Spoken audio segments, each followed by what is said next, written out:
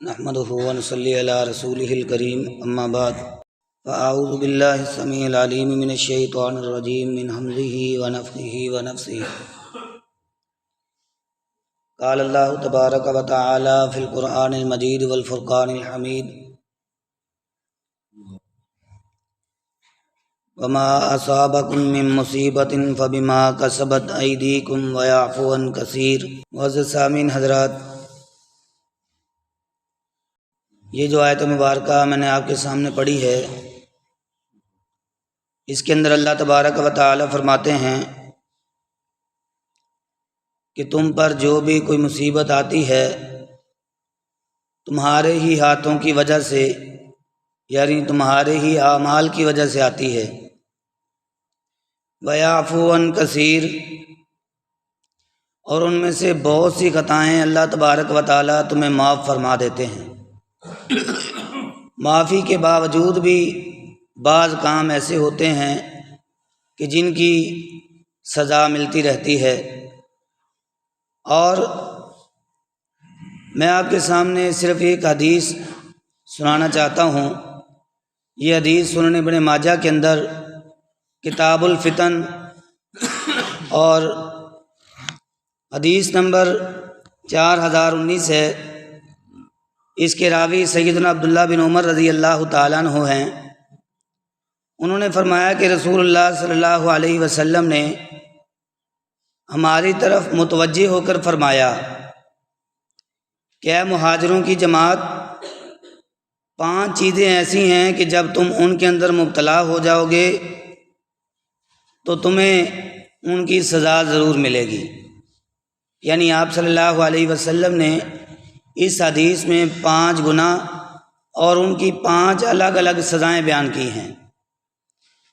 تو آپ نے فرمایا کہ جب تم ان چیزوں کے اندر مبتلا ہو جاؤ گے تو ضرور تمہیں ان کی سزا ملے گی، اور ساتھ یہ بھی فرمایا کہ میں اللہ کی پناہ مانگتا ہوں کہ وہ بری چیزیں تم تک پہنچیں۔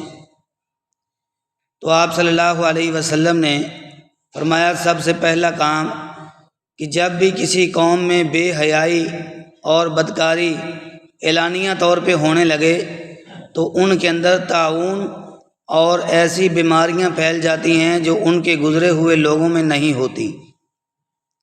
جب کسی قوم کے اندر بے حیائی اور فحاشی عام ہو جاتی ہے، اعلانیہ طور پہ ہونے لگتی ہے، تو پھر اللہ تبارک و تعالیٰ کی طرف سے یہ عذاب نازل ہوتا ہے کہ ان پر طاعون کی بیماری اور ایسی ایسی بیماریاں نازل ہوتی ہیں جن کا انہوں نے نام تک نہیں سنا ہوتا۔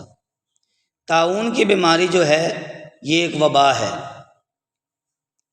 انسان کی بغل کے اندر ایک بڑا سا پھوڑا نکلتا ہے، اس کی وجہ سے انسان کی موت واقع ہو جاتی ہے۔ یہ ایک وبا ہے جو اللہ کی طرف سے بعض لوگوں پر عذاب بن کے نازل ہوتی ہے، بعض لوگوں پر اللہ کی رحمت بن کے نازل ہوتی ہے۔ تو آپ صلی اللہ علیہ وسلم نے فرمایا کہ طاعون کی بیماری اس وقت آئے گی جب بے حیائی اور بدکاری عام ہو جائے گی، اور ایسی ایسی بیماریاں ہوں گی جن کا نام و نشان پہلے لوگوں کے اندر نہیں پایا جاتا تھا، اور یہ بات ہم اپنی آنکھوں سے دیکھ رہے ہیں۔ اور بے حیائی اور فحاشی کو اگر دیکھیں تو وہ بھی سوشل میڈیا بھرا پڑا ہے۔ سوشل میڈیا کے ساتھ تعلق رکھنے والا ہر فرد اس بات سے واقف ہے کہ برائی کتنی عام ہو رہی ہے، نیکی سے زیادہ برائی کو عام کیا جا رہا ہے، اور ہماری نوجوان نسل اس بے حیائی کی دلدل کے اندر اتنی پھنس چکی ہے کہ آج اتنا کام نیکی کا نہیں کیا جاتا جتنا کام اس برائی اور بے حیائی کا کیا جا رہا۔ اور ہر بندہ، خاص طور پہ ہمارا نوجوان معاشرہ، بے حیائی کی باتیں کرتے ہوئے ذرا بھی شرم محسوس نہیں کرتا کہ ان کے دل میں کوئی اللہ کا ڈر ہو، کوئی اللہ کا خوف ہو۔ اس طرح بے حیائی کو عام کیا جا رہا ہے۔ اور پھر یہ 14 فروری قریب ہے، اس دن کے اندر ویلنٹائن ڈے کے نام پہ بے حیائی کو عام کیا جاتا ہے۔ ہمارے ہی نوجوان معاشرے کے وہ نوجوان طبقہ، مردوں کا بھی اور عورتوں کا بھی، وہ اس کام کے اندر ملوث ہوتے ہیں۔ اور پھر ہمارے ہی مسلمان جو اپنی دکانوں پہ پھول لا کر بیچتے ہیں۔ کس وجہ سے؟ کیا ہم اپنی ماؤں بہنوں کے لیے یہ کام پسند کرتے ہیں؟ کوئی بھی مسلمان اس کام کو پسند نہیں کرے گا، لیکن بات کرنے کا مقصد یہ ہے کہ برائی اور بے حیائی اتنی عام ہوتی جا رہی ہے کہ اس کا روکنا بھی ناممکن ہو چکا ہے۔ تو آپ صلی اللہ علیہ وسلم نے فرمایا کہ جب بے حیائی اور بدکاری عام ہو جائے، اعلانیہ طور پہ ہونے لگے، تو پھر لوگوں کے اندر طاعون کی بیماری اور ایسی بیماریاں پھیلیں گی جن کا نام و نشان انہوں نے پہلے نہیں سنا ہوگا۔ اور ایک حدیث سلسلہ صحیحہ کے اندر موجود ہے کہ پیارے پیغمبر صلی اللہ علیہ وسلم نے فرمایا یہ کام اس وقت ہوگا جب قیامت قریب ہوگی۔ آپ نے فرمایا کہ قیامت کے قریب، اس وقت قیامت قائم نہیں ہوگی جب تک لوگ عام رستوں کے اندر، چوکوں چراہوں کے اندر بے حیائی اور بدکاری نہیں کریں گے۔ اللہ ہمیں ایسے وقت سے محفوظ فرمائے۔ بلکہ یہ وقت تو تقریباً وہی وقت آ چکا ہے کہ ہم اپنی آنکھوں سے کیسے مناظر سوشل میڈیا پہ دیکھ رہے ہیں۔ تو اللہ کی پناہ، اللہ ہمیں ایسی بیماری سے محفوظ فرمائے۔ اور پھر پیارے پیغمبر صلی اللہ علیہ وسلم نے ارشاد فرمایا دوسرا گناہ یہ ہے کہ جب وہ ناپ تول میں کمی کرتے ہیں تو ان کو قحط سالی سے دوچار ہونا پڑے گا، اور روزگار کی تنگی اور بادشاہ کے ظلم کے ذریعے ان کو سزا دی جائے گی۔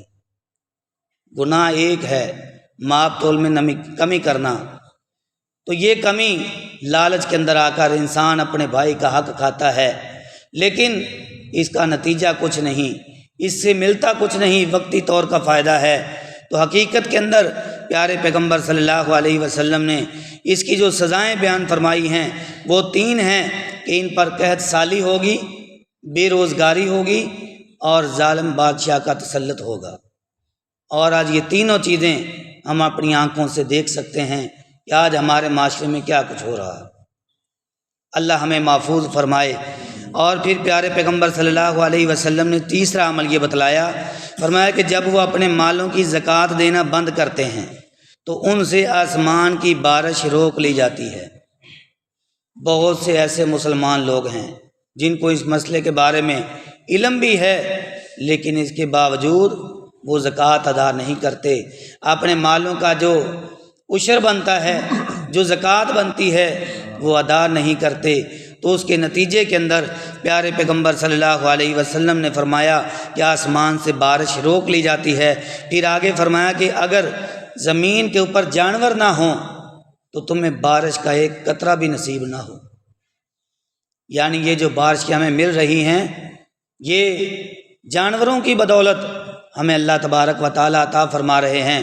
اور پھر پیارے پیغمبر صلی اللہ علیہ وسلم نے ارشاد فرمایا کہ جب وہ لوگ اللہ اور اس کے رسول صلی اللہ علیہ وسلم کا عہد توڑتے ہیں، عہد توڑنا کیا ہے؟ ہمارا اللہ سے عہد ہے، عالم ارواح کے اندر ہم تیری عبادت کریں گے، تیرے ساتھ کسی کو شریک نہیں ٹھہرائیں گے۔ سب سے بڑا ظلم اللہ نے شرک کو قرار دیا ہے۔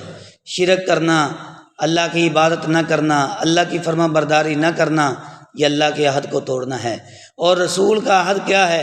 رسول کے ساتھ جب عہد کیا جاتا ہے، جب اسلام کے اندر داخل ہوتے ہیں، تو گویا کہ ہمارا اللہ اور اس کے رسول کے ساتھ یہ عہد ہے کہ ہم اللہ اور اس کے رسول صلی اللہ علیہ وسلم کی فرما برداری کریں گے، 5 وقت کی نماز ادا کریں گے، زکوٰۃ ادا کریں گے، اگر اللہ توفیق دے بیت اللہ کا حج کریں گے، اگر اللہ نے مال دیا تو ہم زکوٰۃ ادا کریں گے، زنا کے قریب نہیں جائیں گے۔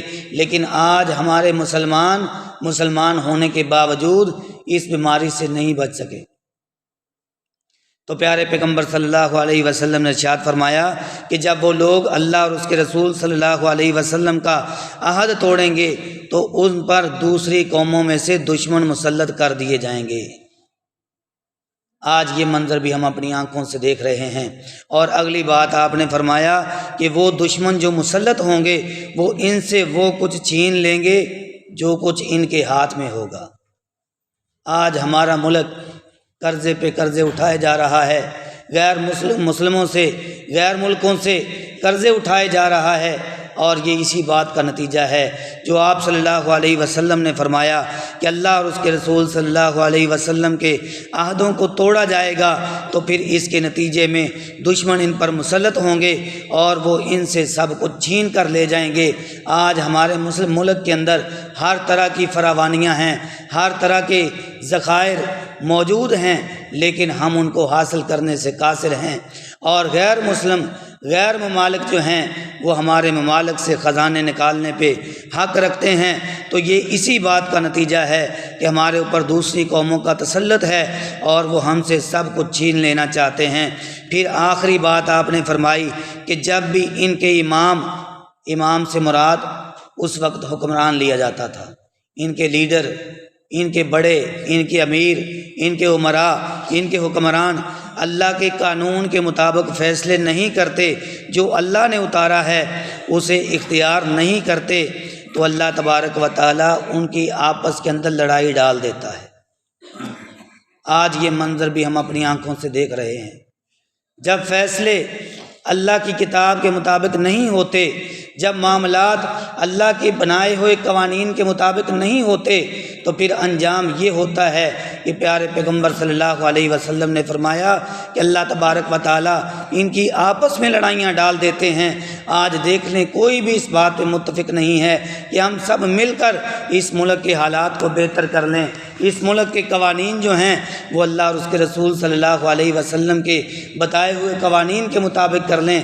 اسی طرح سلسلہ صحیحہ کے اندر ایک حدیث یوں بھی آتی ہے، معجم الکبیر لطبرانی کی روایت ہے، آپ صلی اللہ علیہ وسلم نے فرمایا کہ قیامت کے قریب لوگ بادشاہت کے لیے، کرسی اور وزارت کے لیے اس طرح لڑیں گے جس طرح گدھے آپس میں لڑتے ہیں۔ تو آج یہ منظر ہم اپنی آنکھوں سے دیکھ رہے ہیں۔ تو اللہ تبارک و تعالیٰ سے دعا ہے کہ اللہ تبارک و تعالیٰ ہمیں ان برائیوں سے محفوظ فرمائے، اور اللہ تبارک و تعالیٰ ہمیں کوئی نیک، عادل اور منصف حکمران عطا فرمائے۔ وما علینا الا البلاغ المبین۔